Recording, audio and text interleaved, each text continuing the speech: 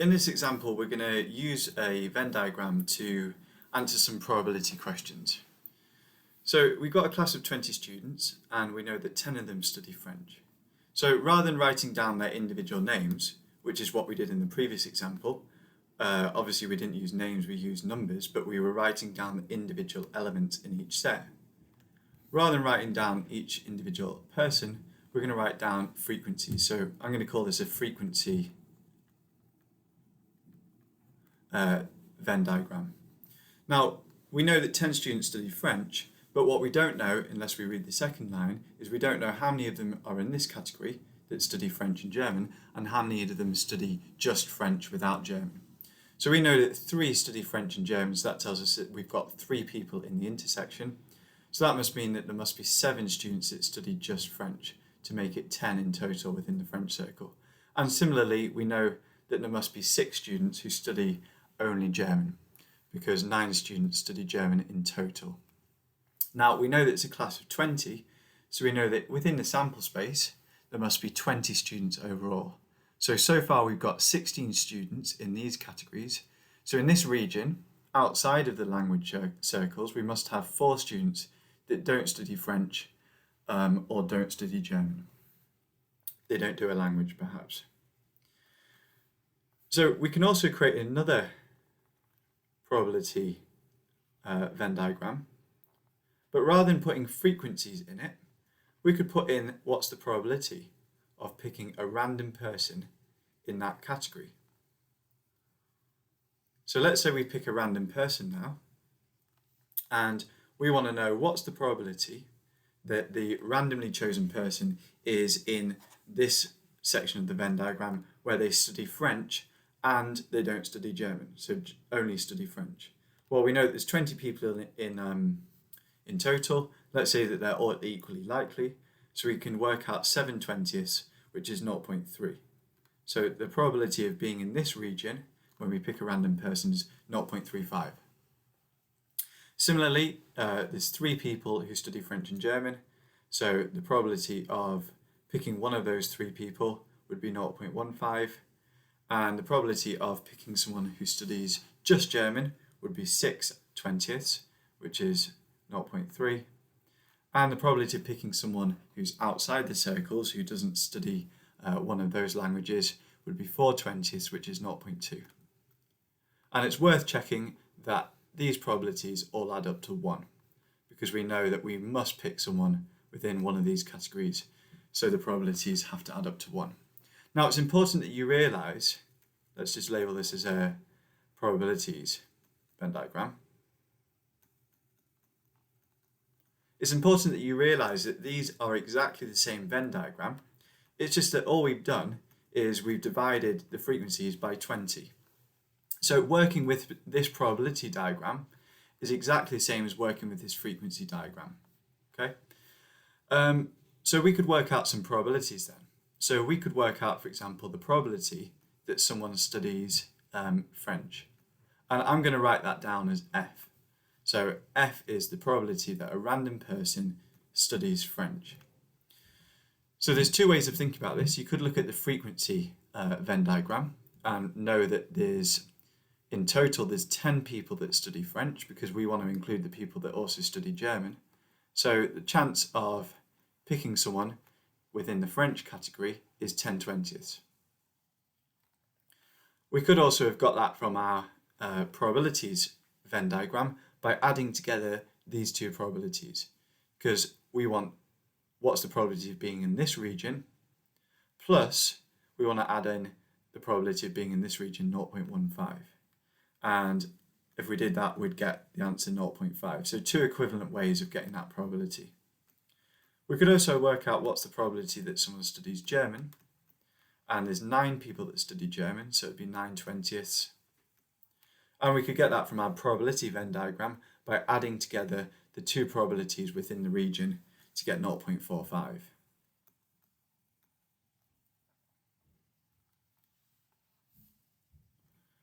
We could also ask ourselves the question, what's the probability of someone studying French and German, which we could write like that.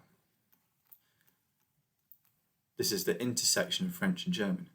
Well, we know from our Venn diagram that there's 3 people that study both French and German, so that's 3/20. Or we could just look at our probability Venn diagram and realise that the probability of being in that region of the Venn diagram, the intersection of the two, F and G, is 0.15. And then finally, let's work out what's the probability of someone being in this category, French or German. So remember that this means that they study French or they study German. They just have to be in one of these categories, at least one of these categories. So from our Venn diagram, we can see that in total we've got 16 people that study both, that study French or German, because there's 16 people within the two circles. So that would be 16/20.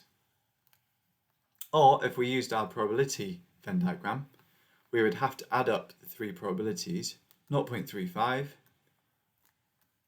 or we could be in this region because that includes the people that study French or German.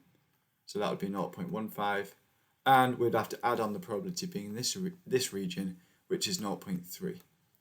And we would end up with our answer, which is 0.8.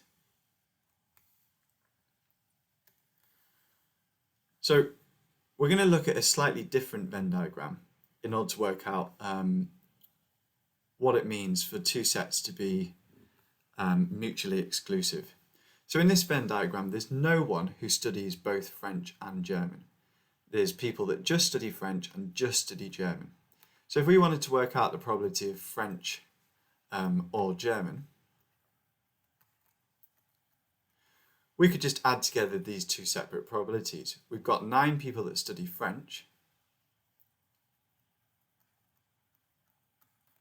So that's 9/20. And we would need to add on the people that study German.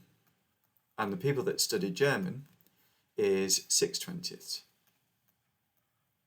And that makes sure that we've got the 9 add 6 people to get our answer of 15/20.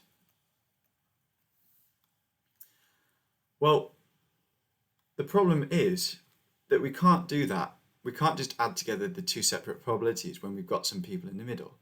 To see why, if we wanted to work out the probability of French or German in this Venn diagram, if we did the probability of French plus the probability of German, the probability of someone studying French would be 10/20. So there's 10 people in that category. And we would add on the people in the German category, which is 9 people, but we're working with probability, so 9/20 chance of being in there. Well, we've got 19 people. And we saw before that actually we've only got 16 people included here. The reason why is because this probability 10/20 includes the probability of choosing any of these 10 people within the French circle. So it includes both the 7 and the 3. And then when we add on the probability of German, we're including everyone within the German circle, so that includes the 6 and the 3. Well, notice that we've counted these 3 people in the intersection twice, because they were within the French circle and within the German circle. So what we're going to have to do is we're going to have to subtract those 3 people. Remember, we're working with probabilities, so we're subtracting 3/20. So that means that we're going to have to subtract the intersection, because we've counted the intersection of these 2 circles twice. So this is a really useful formula to work out the probability of being in one category or another category if we know that there are people within the intersection. Now, the reason why we didn't need to subtract anything here is because in this Venn diagram, this probability of being in F and G, there was no one in the F and G category. There was no one in the intersection. So really, we've just subtracted 0. And it's important that you understand the terminology. These 2 sets are described as mutually exclusive.